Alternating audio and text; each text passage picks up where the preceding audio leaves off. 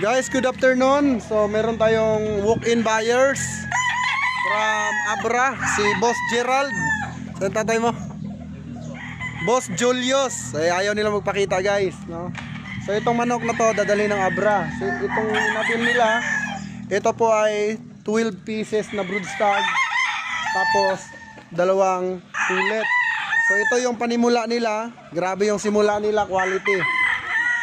So pakita ko sa inyo yung mga manok. Ito guys, yung kinuha nila, isang LDT Gray. Dalawa yan, straight comb at saka P-comb. Ito yung straight comb. Kumuha din sa atin ng Tornado Hatch. Ayan yung Tornado Hatch. Napakagwapong panimula. Tapos binigay ko na yung Spangled na Tornado. Itong mahirap palabasin. Ang ganda ng simula ng mga to. Nasa tama. Tapos imported naman na anak ng ating Raptor. Ayan, napakaganda. Tsaka ito pa. Ang imported dito ay 4. Tapos anak ni Maton. Dalawa pala. Dalawang anak ni Maton. Ayan, imported. Ito naman yung anak ni Maton. Ayan. Kaganda nang nakuha nila guys.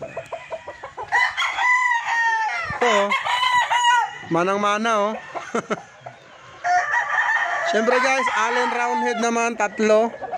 Ayan yung Allen Roundhead. Kita nyo itsura guys oh. Grabing gwapo. Ito pa isa. Tapos ayun pa. Kaganda ng sukat.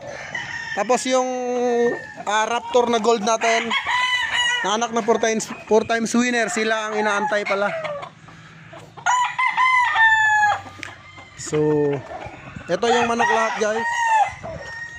Ayan, 12. So yun lang ang ating vlog for today mga boss. Oh guys, andun yung buyer natin sa likod. Ayan.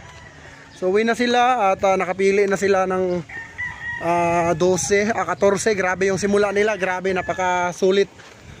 Yung simula nila napakaganda. Talagang nagsimula sa quality, hindi sa budget meal. Yan lang.